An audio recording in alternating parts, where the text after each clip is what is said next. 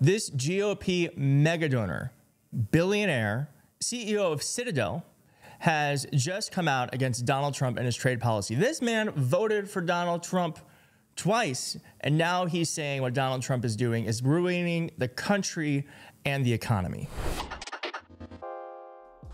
And wouldn't you know it, the Lincoln Project has a new ad out talking about this very thing, that Donald Trump is ruining the economy. Donald Trump said he had a plan. What happened? Stock market crashed, trillions of dollars lost, retirement accounts gutted, chaos. So Donald Trump backed down. Inside traders on Wall Street made a fortune. But about the rest of us?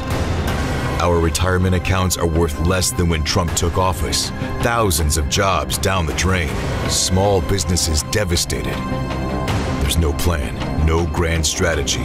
Just bad ideas that make the rich richer and hurt the rest of us. It's a clown show. His chief trade advisor was in prison last year. Mortgage rates are up. The price of eggs skyrocketing. Retirement funds down. Republicans control Washington. It's not working. Wow, that is really good. I actually don't know why I forget that Donald Trump's... His chief trade advisor was in prison last year. His chief trade advisor was in prison last year. I forgot about that. But yeah, that seems like an important point that we should bring up every now and then. The Lincoln Project crushed it again. And this is obviously resonating. This message is going across party lines because Ken Griffin has said that Trump is bad for America's brand.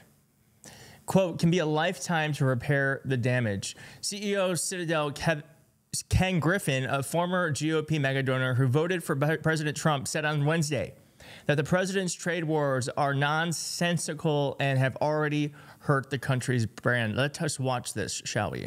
Okay, you actually picked exactly the right word. The American brand. Right? The United States was more than just a nation. It's a brand. It's a universal brand, whether it's our culture, our financial strength, our military strength. America rose beyond just being a country. It was like an aspiration for most of the world. And we're eroding that brand right now. And if you think of your behavior as a consumer, how many times do you buy a product with a brand on it because you trust that brand? You know you could buy like a similar dress with no name for less money, but you want the dress that you think is going to not fall apart in 2 weeks. You want the handbag that you think is well made. You want the television that you know that when you turn it on, it's going to work perfectly. You want the car that when you turn the engine on, it's going to run. And when it comes to money management, for example, there are many great American institutions whose the power of their brand, that they will deliver a fair service at a fair price, that they'll do well by their investors and put their investors' interests first, whether it's a BlackRock or Fidelity. These are global brands of immense power. But in the financial markets, no brand compared to the brand of the U.S. Treasuries. U.S. Treasury market, the strength of the U.S. dollar. Notice how he used past tense there? Compared to the brand of the U.S. Treasuries. U.S. Treasury market, the strength of the U.S. dollar, and the strength, the creditworthiness of U.S. Treasuries. No brand came close. We put that brand at risk. And as you and I both know, it can take a very long time to remove the tarnish on a brand. So the president and the Secretary of Treasury and the Secretary of Commerce need to be very thoughtful that when you have a brand, you need to behave in a way that respects that brand, that strengthens that brand. Because when you tarnish that brand, it can be a lifetime to repair the damage that has been done. Okay, well, who did you think you were voting for? Who did you think you were voting for? Ken Griffin? This is exactly who Donald Trump is. You think he was good for the American brand after January 6th? This is just incredible that these people just can't see 10 feet in front of them. I cannot believe that that is his message. You're hurting the American brand. No shit. That's what he did the first time. And you voted for him again when we could have had Kamala Harris, who actually would have done something. And universities are also going after Trump. Over 150 have said that the Trump administration is intruding on their independence. We need to see much, much more of this, much more of this. Donald Trump is very aware that things are not going well. And here's what's his message to President of Russia, Vladimir Putin, saying, I'm not happy with Russian strikes on Kyiv. Not necessary and very bad timing. Vladimir, stop. 5,000 soldiers a week are dying. Let's get the peace deal done. This is like the weakest statement ever. This is the weakest. Vladimir, please stop. Please stop killing people. We're the United States of America. Why don't you tell him to stop and show him what it means if he won't? This is why we should be defending Ukraine. This is why we should be defending Ukraine. And there's also increasing signs that what's happening with tariffs is actually affecting the economy. Container bookings have collapsed. Ports are seeing reduced activity. Trucking is decelerating, and retailers say in a few weeks, store shelves will be empty. We are now seeing the first signs of the tariff impact on the real economy, particularly in the goods and trade sectors and logistics that support those areas. Bookings for container ships almost immediately collapse after, quote, Liberation Day. Further, in the last couple of weeks, we have seen the first signs of deceleration in trade at LA ports. Given the shift, it's no surprising that trucking activity is now very weak in LA.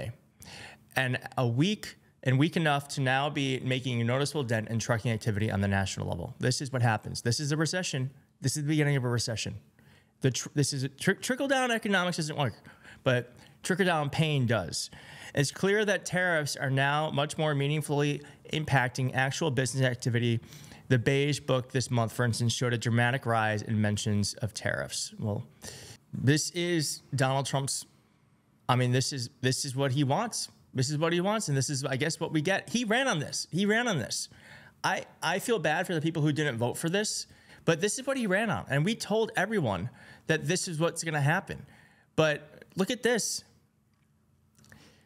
Now Donald Trump, this is Fox, a Fox News poll, say that Trump is handling the economy. Their approval of it is 38% versus disapprove 56%. That's Fox. That's hardcore Republicans. I don't know who are those 38%. 38% of the country approves what's happening with the economy. My guess is it's because it hasn't personally impacted them. It will, as that previous Twitter thread showed, that it's starting to bubble. It's starting to bubble, and it's going to hit us in a month or two. And that's right. This has nothing to do with anything, but Mark Wayne Mullen wore this on Fox. What is he doing? Isn't he like a multi-millionaire? Why do they have to cosplay like cowboys? Just own the fact that you're rich. Meanwhile, Kevin O'Leary from Shark Tank, is saying that the tariffs, the rate we're giving China is not enough. He wants it to be 400%. This is the type of person that Donald Trump is listening to. Let's just watch a bit of this. I love the Chinese people. I want to do business there. The government cheats, steals, robs, and does not play by any rules. I don't think 125% is enough. Ross, are you convinced by that point? Are you convinced? Because earlier, Kevin, once again, I want to hear from Ross now. Kevin, Ross, go ahead. I don't consider the debate over whether China does things that are bad to American businesses. We all agree with that. It's how we deal with it, which you don't want to answer the question, which is tarnishing the American brand globally. This isn't just about China. You're Canadian, and the Canadians couldn't be more angry at us. Now, I live in California, and the Canadians are like, oh, we're just not coming to California now. And I can't tell you how much money in California we make. Exactly. And Gerber goes on to say Americans have never had things disappearing from shelves since COVID. And O'Leary said, have some backbone. You're weak. Imagine 6 months ago, Joe Biden telling the American people, just have some backbone. Have some backbone. We're going to go through some hard times. Okay? Everyone would have lost their minds. It is insane to me that part of the Republican talking point around this stuff is that, we're going to have to just like stiffen up and, get through it. Well, we actually didn't have to get through anything. We had the economy that was the envy of the world.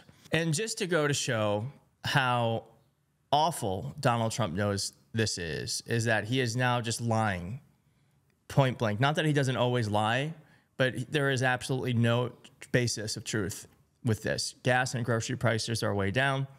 Just like I said, they would be. Eggs are plentiful and down 87%. Nice. Not true.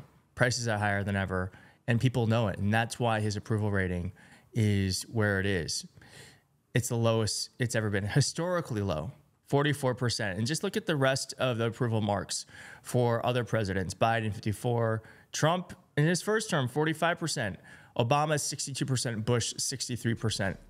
So this is not working. And you cannot become a dictator if people are not supporting you. So we have to just keep pushing the message. But to me, it is a good sign that Fox News viewers, a majority of Americans, are seeing what's happening and saying, I don't like it.